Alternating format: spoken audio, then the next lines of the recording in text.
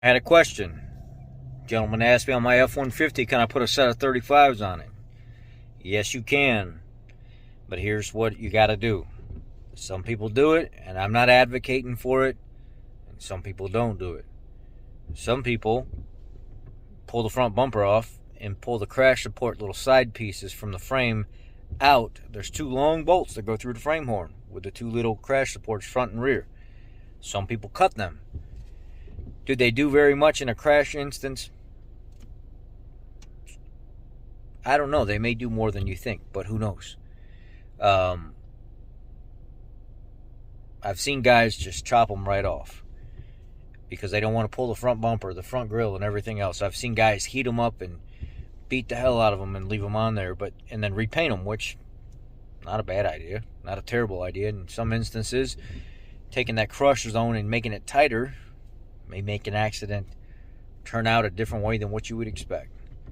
I'm not against modifying, but I'm sure somewhere, somehow, if a manufacturer builds a vehicle with some kind of safety equipment and some legislation somewhere buried on some letter, in some place, there's something that says you can get in trouble for doing that kind of stuff. Now, again, there are two little pieces on the outside by the tire, right? Maybe they're there to stop if you're in an impact, so you can still keep control of the vehicle and not get into that tire area too much to stop some of the damage so you can safely maneuver out of something. Maybe they're for a purpose. You can take the front bumper off and remove them.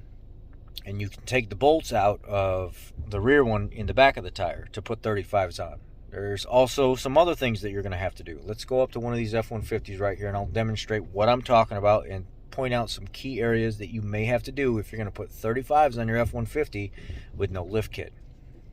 There's a 2019. There's a 2019. That's a 2018. The crash support bars are right back here. There's one there. There's one here in the front. Now, you go to a 35, there's a couple bolts through these frame horns, these crash support right here. You'll pull your fender liner out of here, and you can get to these two bolts, probably hit this thing with a hammer and knock it right out of there. All the rust built up in there. Same thing in the front.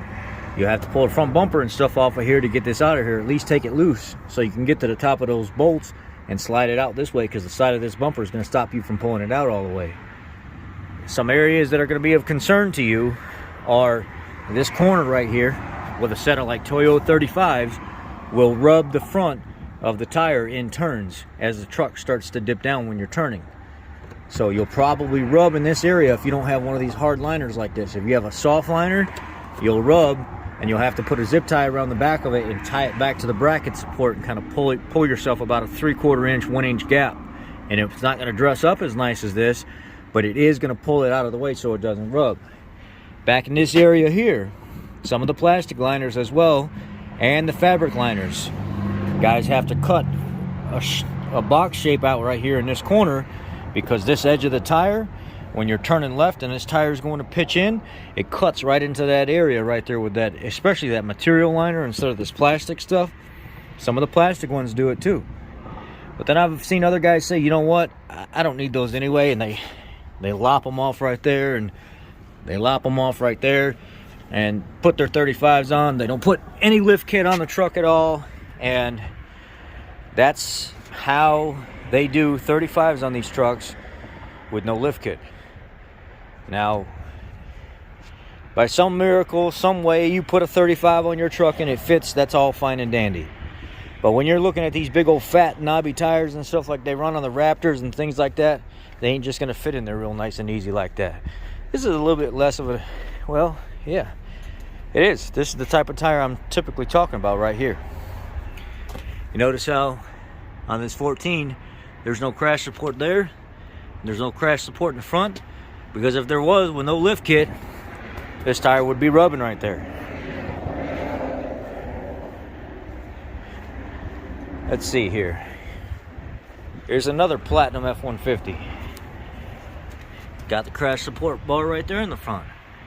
It's got the one in the back. It's got that felt type liner, or that material type liner that I was talking about. It's got more of a fabric type design, and it'll catch this corner right here, and guys will have to come up, cut all this out around the corner and come back down in order to stop this edge when turning to the right, or the other edge, rear backside edge when turning to the left from grabbing that area.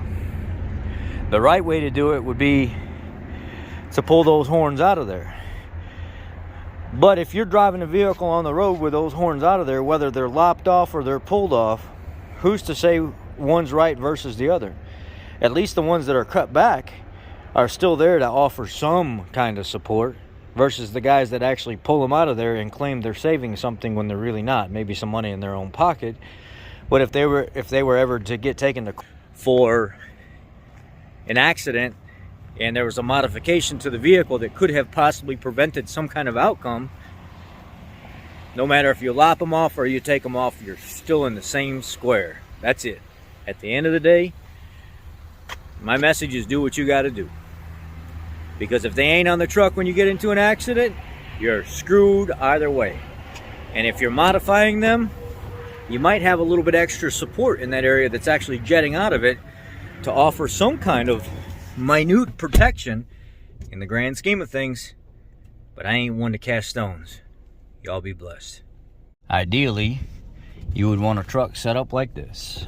This is one of our trucks out here that we wanted to put some bigger tires on, and we knew we could not modify those because we are a dealer, and we knew we can't start hacking stuff up. So we put a BDS lift on it and put a set of Nito ridge grapplers that are 35 by 11.5. But I have seen trucks come in here where they've been modified just for this specific reason, just because they don't want to put this type of lift in here. What is it, like 4-inch lift in it? 4-inch or 6-inch? I don't know, 6-inch lift. But that's what you got to do to properly run them without taking all that stuff out of there. Anyway, just wanted to show you what a proper setup looks like. Just like that right there.